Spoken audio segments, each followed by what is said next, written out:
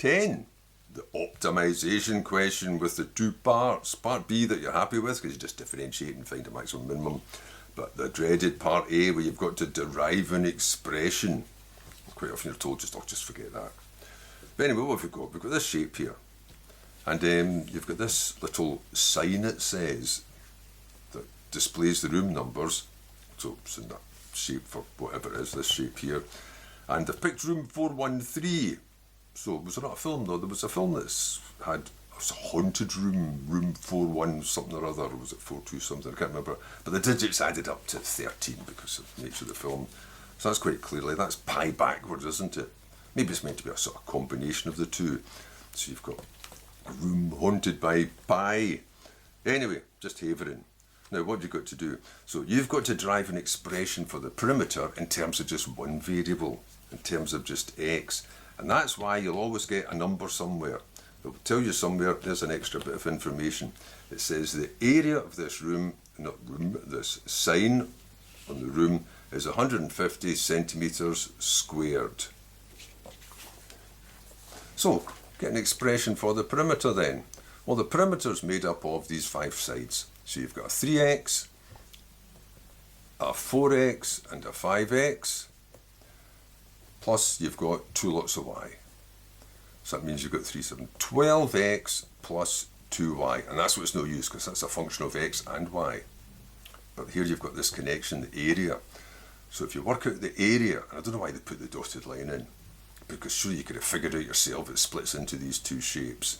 So it's made up of a rectangle, which is 5x times y, and a triangle, which is a half base times height, as long as it's the perpendicular height, and it is because it's a right angle.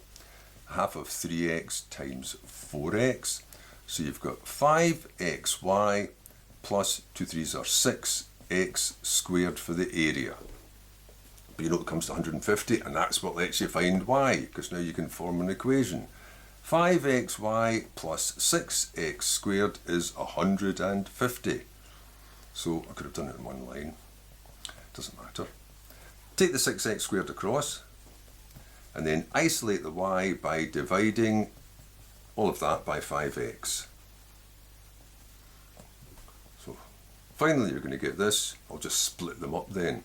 You'll have for this part of the fraction, 150 over 50 is 30 upon x, and that'll be minus 6 upon 5x. Now you can feed that into this to get the perimeter. Now you can find the perimeter solely in terms of x, because that will be 12x plus 2 lots of this. 30 over x minus 6 over 5x.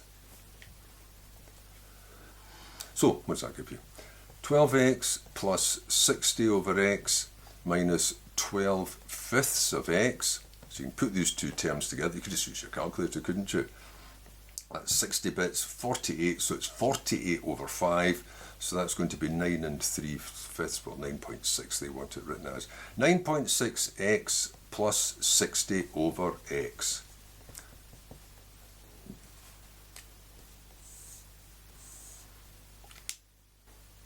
That took up too much room with that part.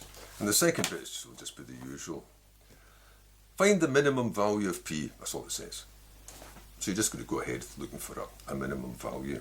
So that means you're going to differentiate it and then equate it, etc, etc. Probably not left enough room here. So creating some space here then. So now I want to differentiate it. Now you can just differentiate that the way it is, because you know the power is -1. So when you multiply by the power, it'll be the negative, and then the power will drop down to -2, so that'll become a square. But you'll probably like to just write it out in index form first of all, so I'll make that 60x to the -1. Then I'll go ahead and differentiate it. So that bit's easy, 9.6. Then that becomes, as expected, minus, multiply by -1, and then take 1 off the power. Now I'm going to have to rewrite it again. So minus 60 over x squared, because I'd rather have it like that when it comes to solve the equation. Now, if you're looking for a stationary value, or a stationary point, I'll just say stationary value, you want p dashed x to equal 0. So that means you're solving this equation. I want this to come to 0. If I can find x that makes that 0, that'll either be a maximum or a minimum. Or it could be a point of inflection, which is no use to at all. Right, so multiply everything by x squared.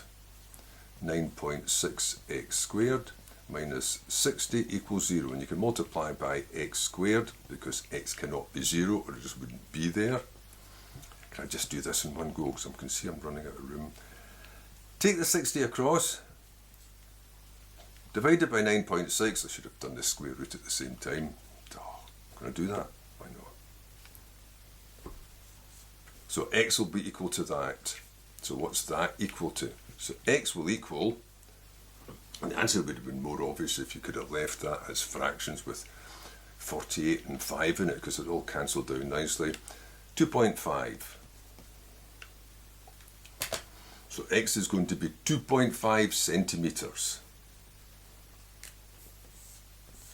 But what happens there? Is that a maximum, minimum? I'll just squeeze a wee table of signs, values you might use, in here. And here I've got p dashed x. So 2.5, if I feed it into this equation, it should give me 0. You can do that as a check. Then you want to choose something bigger and something smaller. Now ideally it would be slightly bigger or slightly smaller. That's why I have the wee arrows. Because you can do this intuitively. If x is 2.5, this comes to 0. If you make x slightly bigger, if the denominator is bigger, that will become smaller. You're taking less away and it's going to fly positive.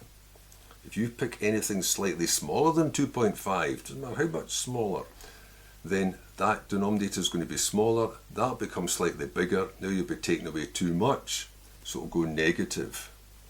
That's what the table of signs is, but you probably put numbers in. But that's actually more accurate because that implies numbers immediately in the neighbourhood of 2.5, but it doesn't matter.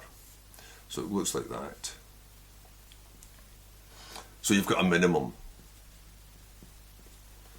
So you've got a minimum value there. That's the important bit. Now you can go ahead and answer the question. The question says, so what is the perimeter? Well, the perimeter will be, go back to the original formula, 9.6 times 2.5 plus 60 over 2.5, which is 48. And that will be in centimetres.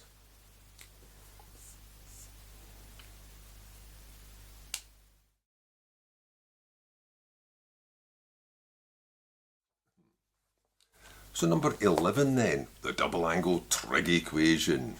And it's a fairly straightforward one, doubly so, because not only have you got a sine instead of a cos 2x, so you haven't got a quadratic to deal with, it's in degrees.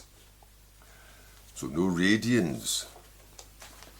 Only sort of downside is, strictly speaking, you're meant to be putting those wee degree signs in because x itself is just a number.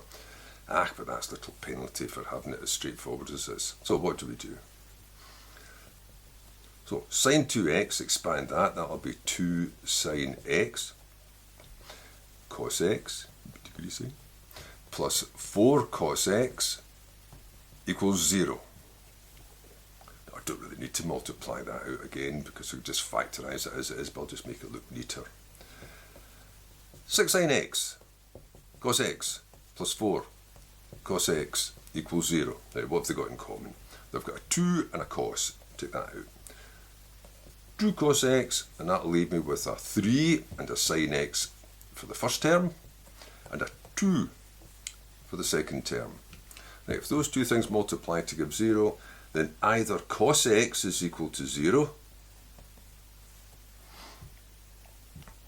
or sine x is equal to negative 2/3. Well, I'll solve this one. I'm just going to put the answer. So for that one there, just think of the graph cosine 90. Let's put it here. 90 and 270 is when that's 0. So the numbers x will just be 90 and 270. But if you have to put 90 degrees and 270 degrees, they're not going to penalise you for that. That'd be quite petty. But for this one, I'll have to work it out. So x is going to be inverse sine of negative 2/3. So you can either use the graph to figure out the two answers, which I prefer, but you're probably going to use your all sine, tan, cos, knowing that if the sine is negative, it's either going to be here or here. So the first thing I'll have to do is just work out that acute angle, so ignore that negative. And make sure you got your calculator in degrees. You press the button and you get 41.81 and so on. So that means for x itself, just the number, it's either going to be 180 plus that, not left myself much room there, 180 plus, and I'll make that 41.8, or it'll be 360 minus it.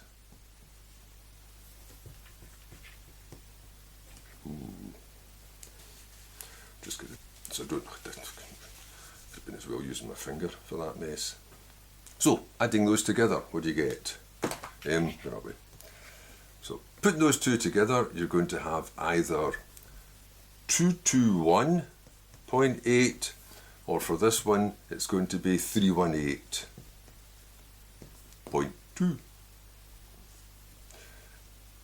But maybe I should just put them all into numerical order. 90, 221.8, 270, 318.2.